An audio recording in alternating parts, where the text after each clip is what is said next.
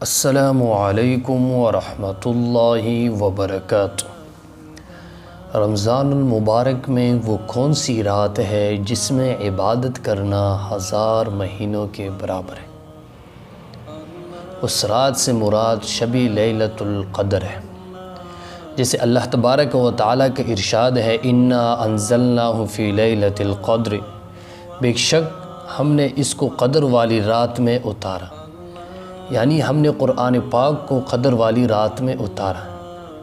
اس پر لوگ اعتراض کرتے ہیں کہ قرآن پاک تو 23 سال کے عرصے میں نازل ہوا، تو اس آیات کے معنی سے کیا واضح ہے کہ ہم نے قرآن کو اس مبارک رات میں اتارا گیا؟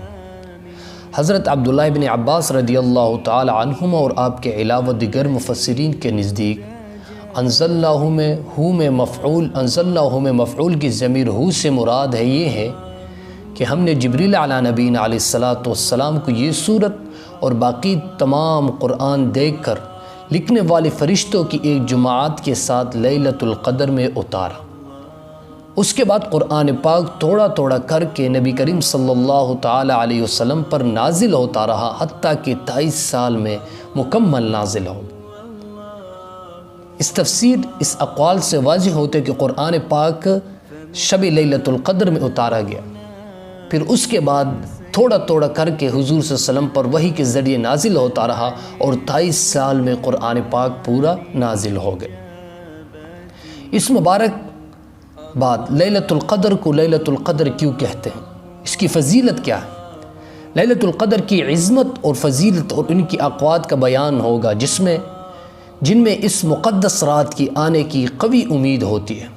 یہ شب لیلۃ القدر اس لیے کہلاتے ہیں کہ بندوں کی رزق، ان کی زندگی اور موت اور واقعات اور امور جو پورے سال رونما ہونے والے ہوتے ہیں وہ اسی رات میں لکھ دیا جاتے ہیں۔ بعض حضرات کہتے ہیں کہ شب کی عظیم القدر ہونے کی وجہ سے اس کا نام لیلۃ القدر ہے۔ اس شب کی تعین میں بہت زیادہ اقوال ہیں۔ اکثر احادیث سے یہ بات ثابت ہوتی ہے کہ یہ مقدس رات رمضان المبارک میں آتی ہے، خصوصاً رمضان کے آخر عشرہ کے طاق راتوں میں سے کوئی رات، اور بالخصوص 27ویں شب لیلۃ القدر ہوتی ہے۔ چنانچہ اکثر علماء 27ویں شب ہی کو لیلۃ القدر مانتے ہیں۔ لیلۃ القدر کی سعادت خاص طور پر امت محمدی صلی اللہ تعالی وسلم کے لیے مخصوص ہوتے ہیں، تاکہ امت محمدی اپنے چھوٹے عمروں کے باوجود بہت زیادہ نیکی کریں۔ چنانچہ اس بارے میں ایک روایت بھی ہے، منقول ہے، جس کا حاصل یہ ہے کہ جب حضور نبی کریم صلی اللہ تعالی وسلم کو پچھلی امتوں کے لوگوں کی عمروں کی زیادتی کے بارے میں معلوم ہوا، تو آپ نے افسوس کا اظہار کیا کہ میری امت کے لوگ اپنے ان چھوٹے عمروں میں ان لوگوں کی طرح زیادہ نیک کام نہیں کر سکتے۔ چنانچہ اللہ تبارک و تعالیٰ نے آپ صلی اللہ تعالی علیہ وسلم پر کے واسطے سے پوری امت کو لیلۃ القدر کی عظیم سعادت عطا فرمائی، جس میں ایک عبادت، ایک عمل کرنا 1000 مہینوں سے بہتر ہے۔ ایک اور روایت ہے جو ابن ابی حاتم سے منقول ہے، بیان کیا گیا کہ ایک دن نبی کریم صلی اللہ تعالی علیہ وسلم نے بنی اسرائیل کے 4 اشخاص کا ذکر کیا کہ انہوں نے 80 برس اللہ تبارک و تعالی کی عبادت کی، اور ان کا ایک لمحہ بھی اللہ تبارک و تعالی کی نافرمانی میں نہیں گزرا۔ اور وہ اشخاص تھے حضرت ایوب علیہ نبینا علیہ السلام، حضرت ذکری علیہ نبینا علیہ السلام، حضرت حسقیل علیہ نبینا علیہ السلام، اور حضرت یوشع بن نون علیہ السلام۔ یہ 4 اشخاص تھے جنہوں نے 80 سال اللہ تبارک و تعالیٰ کی عبادت کرے اور پلک چپکنے کی برابر بھی اللہ تبارک و تعالیٰ کی نافرمانی نہیں کی۔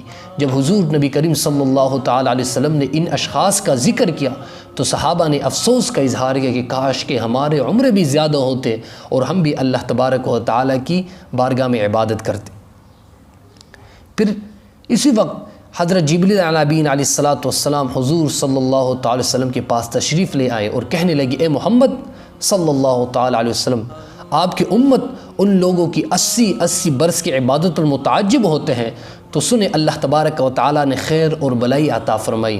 چنانچہ انہوں نے حضور صلی اللہ تعالی علیہ وسلم کے سامنے آیات انا انزلناہ فی لیلۃ القدر پوری صورت پڑھی جس کے ذریعے یہ عظیم بشارت عطا فرمائی گئی ہے کہ لیلۃ القدر جو آپ صلی اللہ تعالی علیہ وسلم کو اور آپ کی پوری امت کو عطا کی گئی ہے، اس چیز سے بہتر جس کے لیے آپ صلی اللہ تعالی علیہ وسلم اور آپ کی امت متعجب اور متمنی ہے، اس عظیم سعادت اور خوشی اور بخت اور خوشی پر سرکار دو عالم صلی اللہ علیہ وسلم بہت زیادہ خوشی ہوئی۔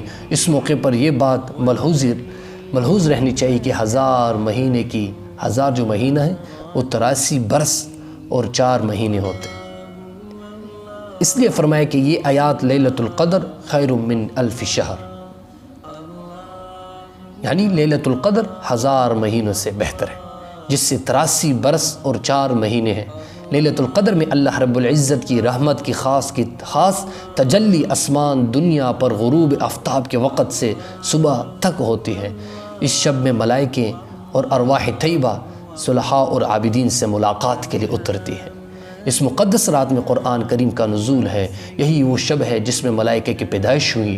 اس شب میں آدم علیہ نبینا علیہ السلام کا مادہ جمع ہونا شروع ہوا۔ اس شب میں جنت میں درخت لگائیں گے۔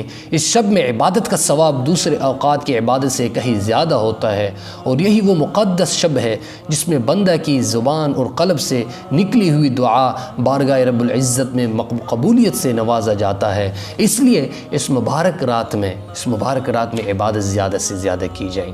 جیسے حضرت عبداللہ بن عباس رضی اللہ تعالی عنہما فرماتے ہیں، جب لیلۃ القدر ہوتی ہے تو اللہ تبارک و تعالی جبریل علیہ نبینا علیہ السلام کو حکم دیتے ہیں کہ زمین پر اتریں۔ ان کے ساتھ سدرۃ المنتہا پر رہنے والے 70,000 فرشتے ہوتے ہیں۔ ان فرشتوں کے پاس جھنڈے ہوتے ہیں۔ جب زمین پر اترتے ہیں تو حضرت جبریل علیہ نبینا علیہ السلام اور باقی تمام فرشتے اپنے جھنڈے 4 مقامات پر، یعنی کعبۃ اللہ اور حضور صلی اللہ علیہ وسلم کی قبر انوار پر اور بیت المقدس کی مسجد اور مسجد طور سینا کے پاس گاڑ دیتے ہیں۔ پھر جبریل علیہ نبینا علیہ السلام فرشتوں سے فرماتے ہیں پھیل جاؤ، چنانچہ وہ پھیل جاتے ہیں، اور کوئی مکان، حجرہ، گھر اور کوئی کشتی ایسا نہیں ہے جس میں کوئی مومن مرد یا عورت ہو مگر فرشتے اس میں داخل ہو جاتے ہیں۔ البتہ جس گھر میں، یہ بات ذہن میں رکھیں، جس گھر میں کتا، خنزیر، شراب ہو، زناکار ہو اور ناپاک اور تصویر وغیرہ وہاں موجود ہوں، فرشتے وہاں داخل نہیں ہوتے ہیں، کیونکہ فرشتے اللہ تبارک و تعالیٰ کی پاکیزگی بیان کرتے ہیں۔ پاکیزگی بندگی ہے، پاکیزگی بیان کرتے ہیں، اس کی وحدانیت کی گواہی دیتے ہیں، اور امت محمدی صلی اللہ علیہ وسلم کے لیے بخشش کی دعا کرتے ہیں۔ جب صبح کا وقت ہوتا ہے تو فرشتے آسمان کی طرف چلے جاتے ہیں۔ آسمان کے فرشتے زمین کے فرشتے کے استقبال کرتے ہیں، تو تم کہاں سے آئے؟ وہ کہتے کہ ہم دنیا میں تھے، کیونکہ یہ رات امت محمدی صلی اللہ علیہ وسلم کے لیے شب قدر تھی۔